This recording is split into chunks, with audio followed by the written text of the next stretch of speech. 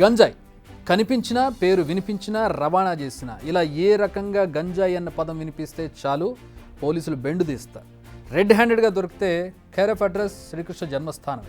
మరి అలాంటి గంజాయికి చట్టబద్ధత కల్పిస్తే, పండించేందుకు ఏకంగా రాష్ట్ర ప్రభుత్వమే పర్మిషన్ ఇస్తే వినడానికి కాస్త షాకింగ్ ఉంది కదా, కానీ ఇది నిజం.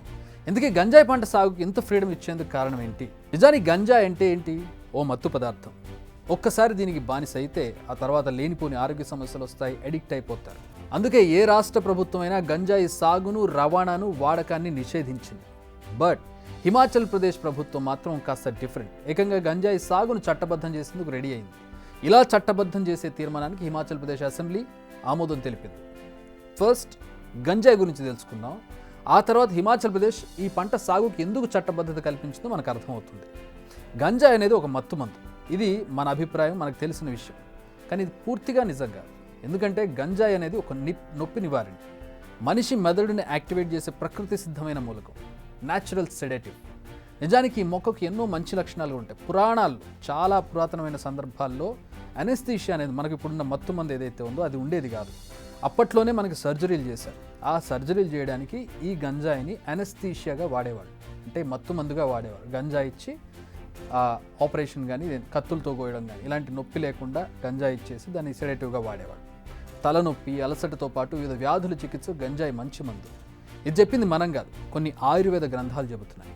బట్ రాను రాను దీని మెడిసినల్ ఇమేజ్ పూర్తిగా పడిపోయింది, ఆల్మోస్ట్ కనుమరుగైందని చెప్పొచ్చు.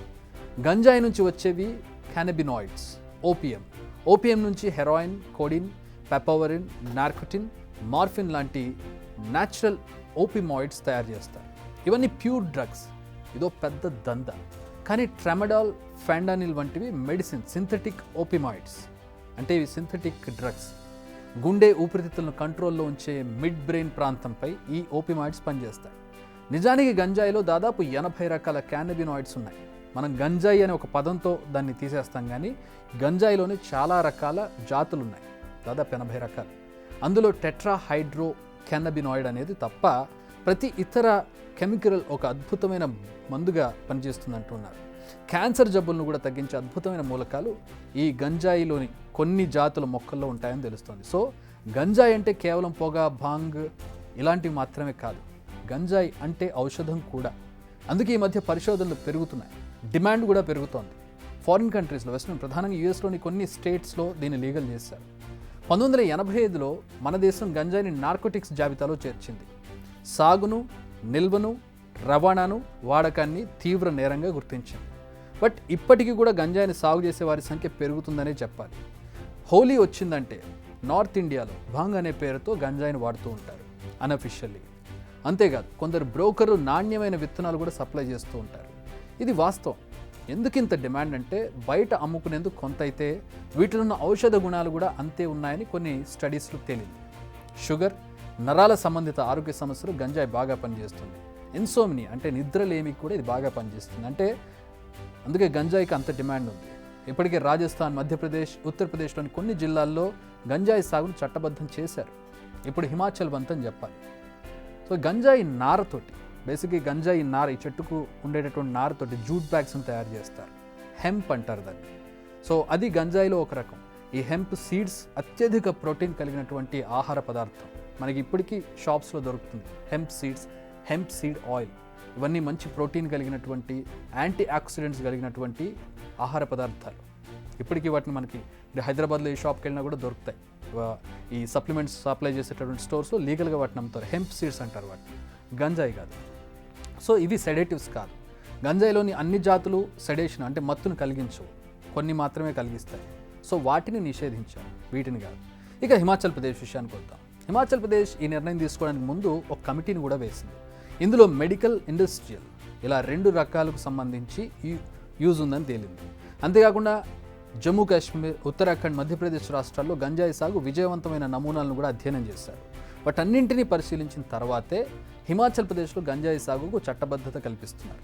అంతేకాదు ఈ కమిటీ కొన్ని ఆసక్తికర విషయాలు చెప్పింది.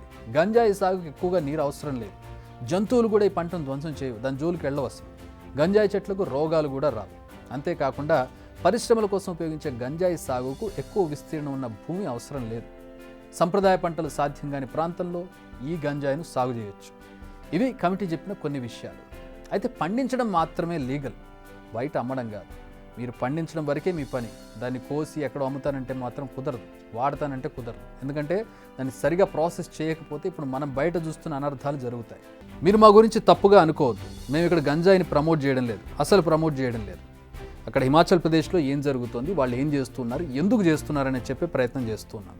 గంజాయి మత్తు పదార్థమే కాదు, ఔషధ గుణాలు కూడా ఉన్నాయని చెప్పడమే మా ఉద్దేశం.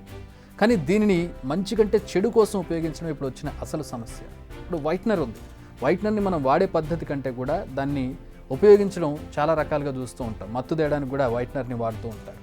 ట్రెమడల్ లాంటి మందుల్ని సెడేషన్ కోసం వాడుతూ ఉంటారు, వాటిని ఇప్పుడు మత్తు కోసం వాడుతూ ఉంటారు. సో ఇది కూడా అలాంటిది, అబ్యూజ్ ఆఫ్ సబ్స్టెన్స్. మీరు అబ్యూజ్ చేయడం వల్ల వచ్చే సమస్యలు. మోతాదు మించితే ఏదైనా ప్రమాదకరమే. అందుకు గంజాయి కూడా అతీతం కాదు.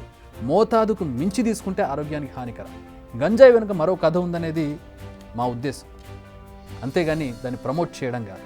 సో ఇది హిమాచల్ ప్రదేశ్లో జరుగుతున్నటువంటి గంజాయికి సాగుకు సంబంధించినటువంటి విషయం. బిగ్ టీవీ అవుట్లుక్ కథనాలు నచ్చితే వెంటనే బిగ్ టీవీ ఛానల్ ను సబ్స్క్రైబ్ చేయండి.